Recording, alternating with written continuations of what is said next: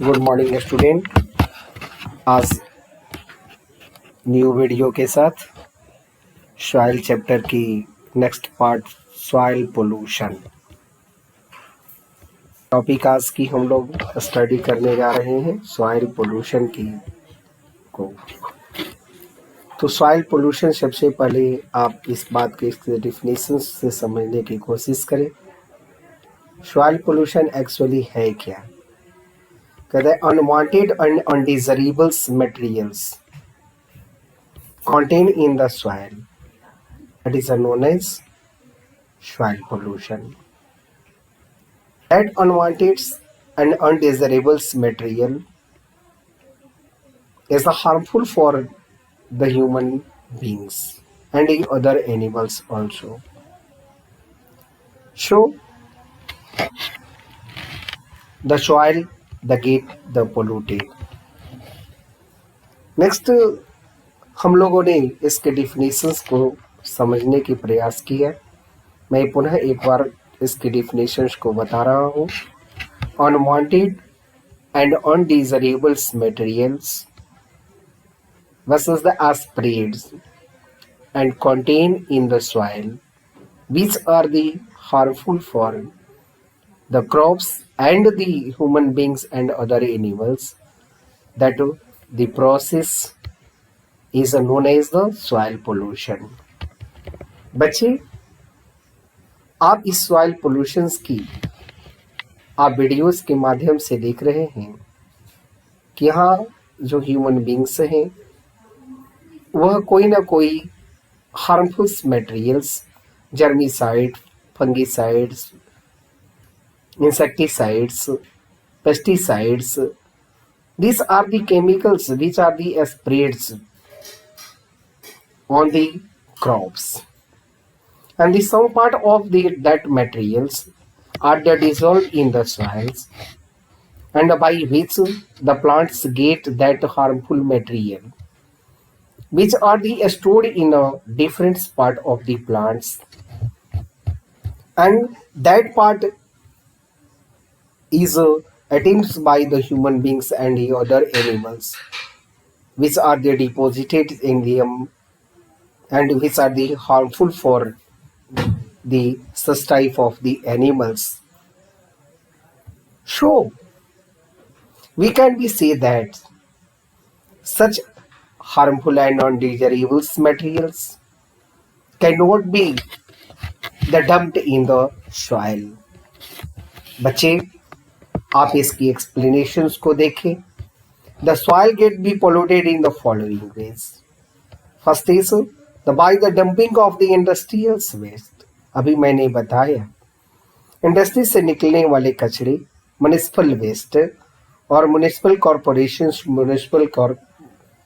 Corporations के माध्यम से जो हम लोगों की जो ड्रेनेज सिस्टम है, और ड्रेनेज सिस्टम से भी बहुत सारी ऐसे हार्मफुल वेस्ट जो होते हैं वो निकलते हैं, या medical hospital waste. Industrial waste one contain the inorganics and organics chemical compound which are the very toxic.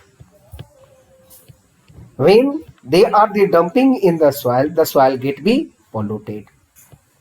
Next, the fly gases the emitted by the thermal power plants can be polluted. The surroundings lands that particulates the form the tall chimneys always come back to the earth's surface. कहते हैं क्या? The flies assess कहते हैं क्या? हवा में उड़ने वाली जो राख होता है, हम लोग कहते हैं क्या कि जलने के बाद में जो चीज बच जाता है उसको एस कहते हैं. बस the emitted by the thermal powers and the industrial plants that the particulates the form the tall chimney and always come back to the earth surface. वो अर्थ उसमें तो चिमनी लगी हुई होती है, लेकिन पुनः ये बैक अर्थ सरफेस पे आता है by the rain, and that waste materials is the very toxic and which is the harmful for the us, and in this process the soil get be polluted. Next part है Next point, the radioactive waste and the radioactive fallout from the nuclear explosion and also the contaminates the soils as they are the enter in the soil. कहते हैं radio active waste के मिलने के कारण से soil जो होते हैं पोल्यूटेड होते हैं. When the plants grow, they move into them and with water and the other minerals can be cause harm to the animals and a human who eat them. जैसा कि मैंने बताया क्या है भाई कि उसको लेने वाले एनिमल्स और ह्यूमन बींग्स भी सफर करते हैं. The municipal waste included the domestic and the kitchen waste, market, hospital and the slaughterhouse, livestock, and the poultry waste are also the cause of the soil pollution.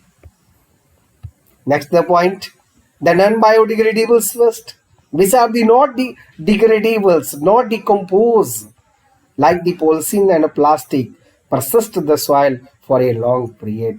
वो soil में पड़ा रहता है और लंबे समय तक वो रहता है, वो डिग्रेडेबल्स नहीं कर पाता है. That is the cause of the soil pollution.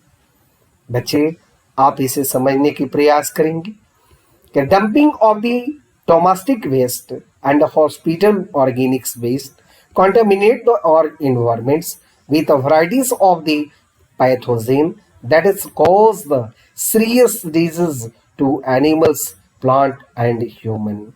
कहते हैं कि जो डोमेस्टिक वेस्ट सीवेज है, हॉस्पिटल्स और इनऑर्गेनिक्स और इनऑर्गेनिक्स both the waste contaminate our the environments and they are the cause of the different type of the disease and it also help in a soil pollution. तो बच्चे आप soil pollution की different causes को आपने समझा है. Soil pollution के next points में हम लोगों ने यहाँ देखेंगे वीडियोस के माध्यम से ये बहुत तरह की कचड़े दिखाई दे रहे हैं. यहाँ आप देख सकते हैं ये सॉइल की पार्ट्स में ये कचड़े जो कि इसमें बहुत सारे टॉक्सिक मटेरियल्स है, इंडस्ट्रियल्स वेस्ट है या आपकी हॉस्पिटल वेस्ट है जो कि सॉइल्स के जो करते ही एब्जॉर्ब कर लेते हैं and in this base the soil get be polluted. The excessive use of the chemical fertilizer, pesticides and weedicides the cause soil pollution. कहते हैं कि सॉइल्स में अपने क्रॉप्स में जो fungicide, pesticide, insecticides, germicides, the difference the chemicals and the fertilizer uses and the soil get be polluted.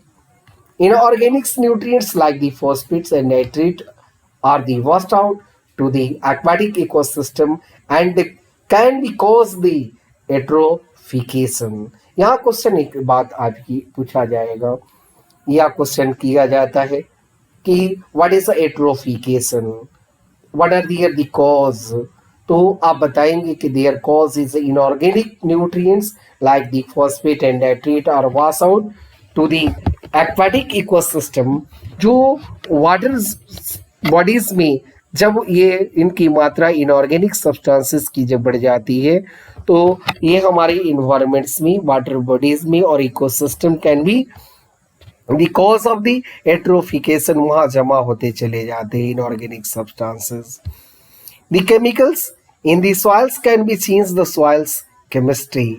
और ये आपने समझा है कि phosphate, nitrate and other the chemicals they change their the chemistry and when the chemistry are the change the soil get be polluted.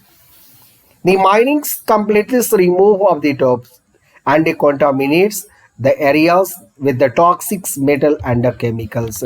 कहते हैं कि minings जहाँ होती हैं, जहाँ खुदाई किया जाता है, चाहे कोल माइंस हो या अदर माइंस हो, तो ये माइनिंग जो प्रोसेस जो होते हैं वहाँ से टॉप सॉइल जो है तो उसकी रिमूव कर दिया जाता है. कंटामिनेटेड एरियाज और उस एरियाज में जितने भी टॉक्सिक्स मटेरियल्स है उसको नीचे से निकाल करके ऊपर की ओर डाल दिया जाता है, जिसके कारण से हमारी सॉइल क्या होती है, पोल्यूटेड हो जाती हैं। बच्चे, आपने समझा the causes of the soil pollution. Now we are the studies the control of the soil pollution. हम लोग इसकी सॉइल पोल्यूशन की कंट्रोल को समझेंगे कि how we control the soil pollution. हम लोग सॉइल पोल्यूशन को कैसे रोकथाम किया जा सकता है।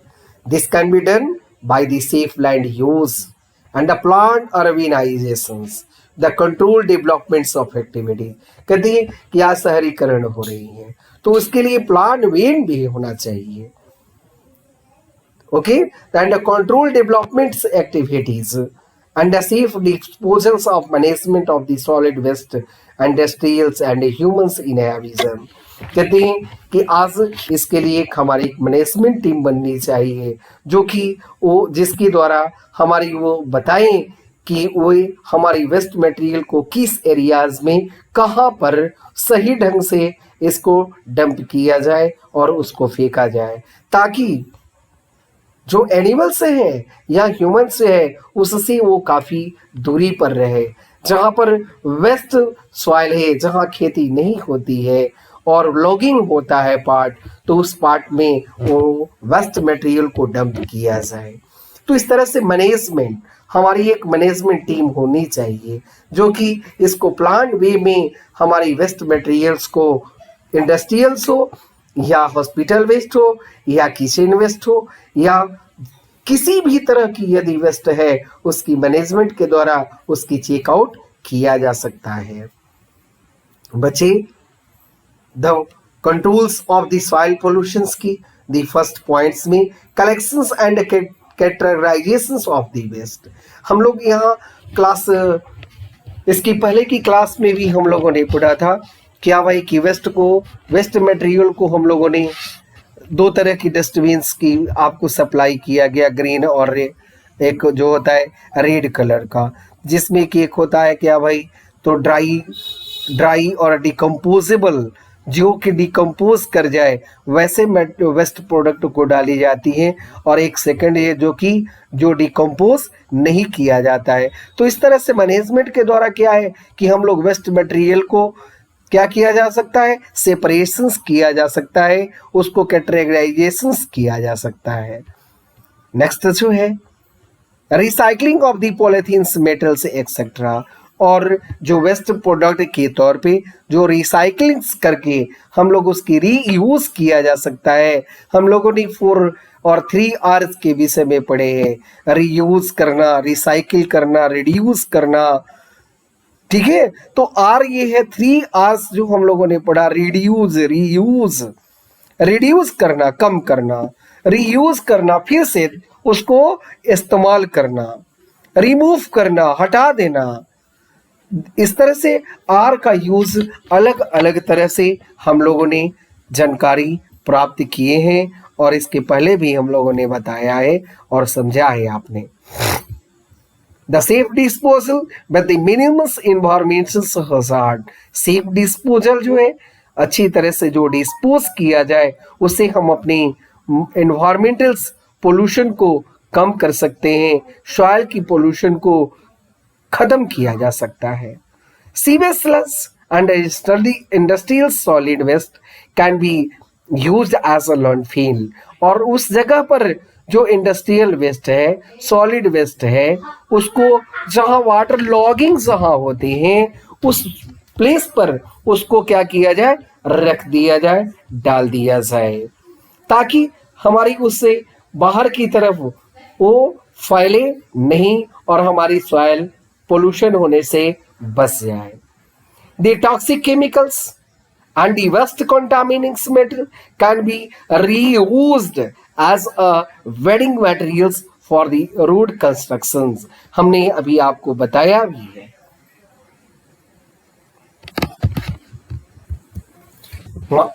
Minings remove the topsoil and contaminate the areas with the toxic material and chemicals।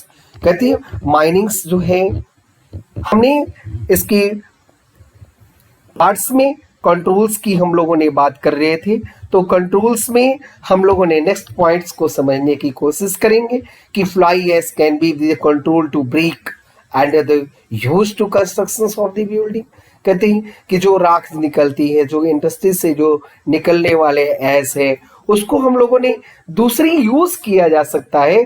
जैसे ब्रिक इंडस्ट्रीज है, जहाँ ईंटें पत्थर बनाई जाती है, तो उसमें क्या किया जाता है, ऐश की यूज किया जा सकता है और हम लोग रीयूज कर सकते हैं उसका। The combustibles waste can be the reduce by the burning.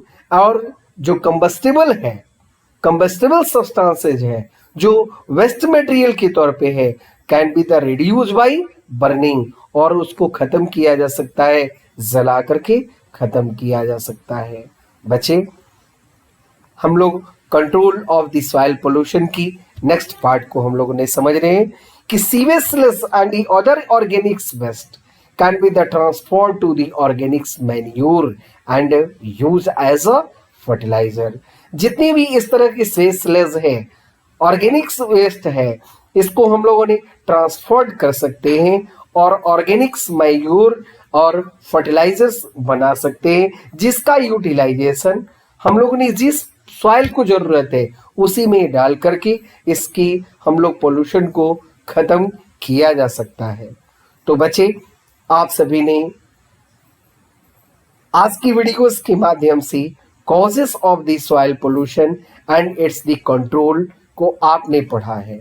उम्मीद है कि आप लोगों को ये वीडियो बेहद पसंद आया होगा, और यदि किसी तरह की यदि प्रॉब्लम्स यदि आती हैं तो आप अपनी कमेंट्स जरूर देंगे। Thank you to all.